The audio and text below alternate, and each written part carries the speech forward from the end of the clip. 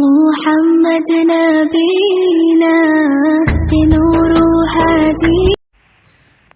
کشمیر کے ایک بہت بڑے عالم دین جس کو مفتی اعظم بھی کشمیر کے کہا جاتا ہے، اور بانڈی پورہ کشمیر کا جو مدرسہ ہے اس میں وہ استاد حدیث بھی ہے، جس کا نام حضرت مولانا مفتی محمد نذیر صاحب دامن برکاتہ ہوں۔ اللہ تعالیٰ ان کو صحت عطا فرمائے اور ان کی عمر میں برکت عطا فرمائے۔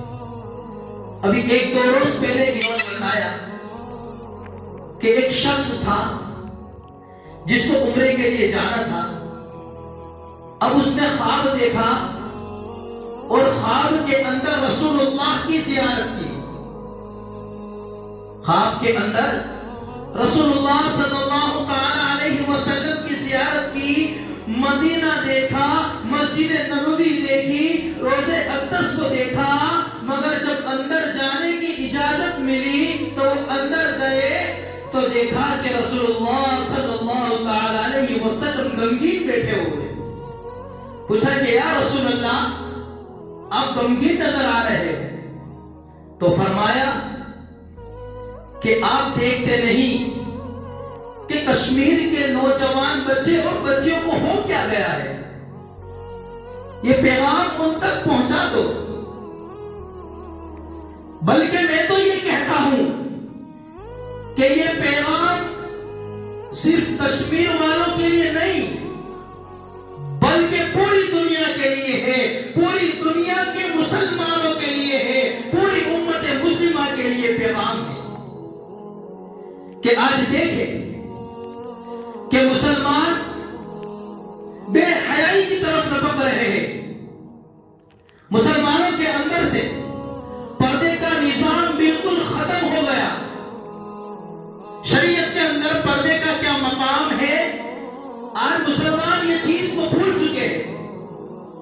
مگر میں یہ بات کہتا ہوں، جہاں تک میرے اپنے نظریے سے کشمیر کو دیکھا، وہاں کے لوگوں کو دیکھا، تو میں یہ بات بتا رہا ہوں، اگر کسی کو برا لگے تو پہلے مجھے معاف فرما دے، مگر میں یہ بات بتا رہا ہوں کہ وہاں پر نوجوان بچوں کی شادیاں 30 سال 32 سال 35 سال میں ہو رہی، بلکہ رسول اللہ صلی اللہ تعالی علیہ وسلم نے فرمایا، حدیث پاک کا خلاصہ ہے کہ بچے بلوغ کے زمانے پر پہنچ جائے، بالغ ہو جائے تو ان کی فوراً شادی کر دی جائے۔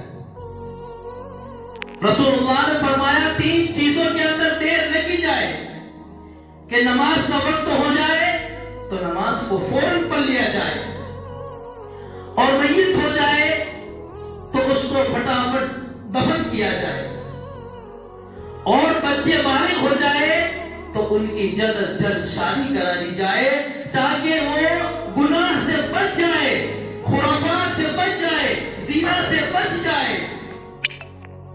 مگر 30 سال 35 سال میں جو شادی ہوتی ہے، انسان کی جوانی کتنی ہوتی ہے؟ 15 سے 20 سال۔ اگر 20 سال سے انسان کی گنی جائے تو 35 سال تک اس کی جوانی رہتی ہے، مگر وہاں کا نظام یہ ہے کہ 30 35 سال 32 سال میں شادی ہوتی ہے، تو اس سے پہلے وہ نوجوان کیا کرے؟ وہ نوجوان خرافات کے اندر گر جائے گا، برائیوں کے اندر مبتلا ہو جائے گا۔ بلکہ میں تو یہ کہتا ہوں کہ کشمیر کے جو علماء ہیں، جو علماء دین ہیں، ان کو یہ تحریک چلانی چاہیے کہ بچے جوان ہو جائے، 20-22 سال کی عمر کو پہنچ جائے تو جلد از جلد ان کی شادی کرا دی جائے، تاکہ وہ خرافات سے بچ جائے، برائیوں سے بچ جائے۔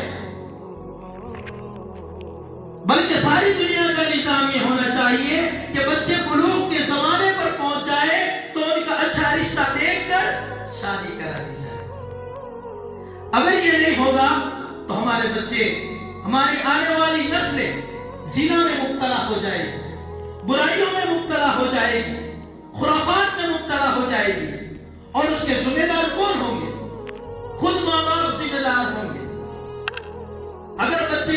میں پڑ گئے، خرافات میں پڑ گئے،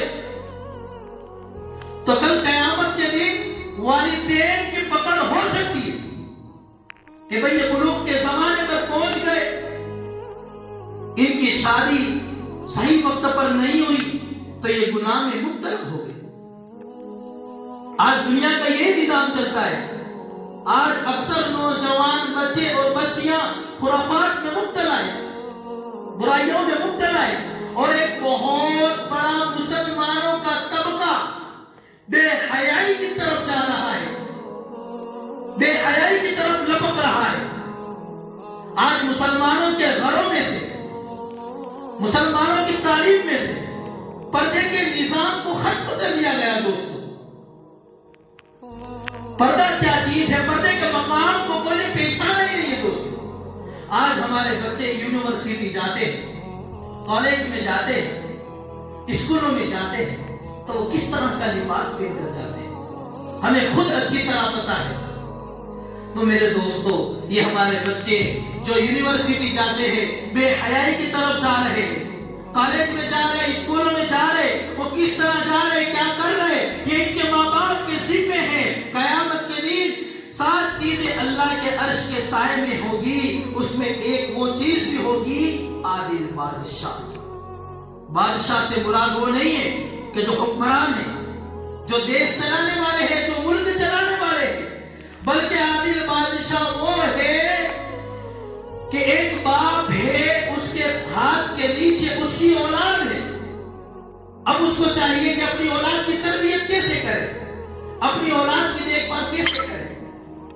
جس طرح ایک شیخ ہے، اس کے ہاتھ کے نیچے چند غلام ہیں، چند ملازم ہیں، تو ان کے ساتھ کیسا برتاؤ کرتا ہے۔ یہ سارے لوگ عادل بادشاہ میں آ رہے ہیں۔ تو ہمارے بچے یونیورسٹی اور کالج اور اسکول میں جا رہے ہیں، ہمارے بچے وہاں سے 5 بجے لوٹ کر آنے کے بجائے شام کو 7 بجے گھر لوٹ جاتے ہیں، تو ماں باپ انہیں پوچھنے کی ہمت نہیں رکھتے کہ بیٹا آپ 2 گھنٹے کہاں تھے، آپ کا ٹائم 5 بجے کا ہے، آپ گھر 7 بجے پہنچے ہیں، آپ کو آنے میں آدھا گھنٹہ ہوتا ہے، باقی کا 1.5 گھنٹہ آپ کہاں تھے۔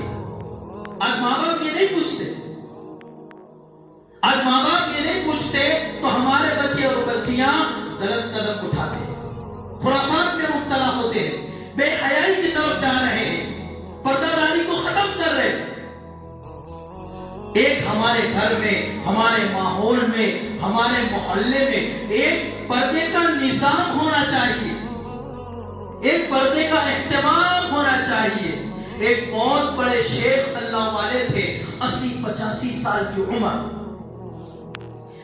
ایک بڑی عورت ان کی خانقاہ میں بیت کے لیے آئی،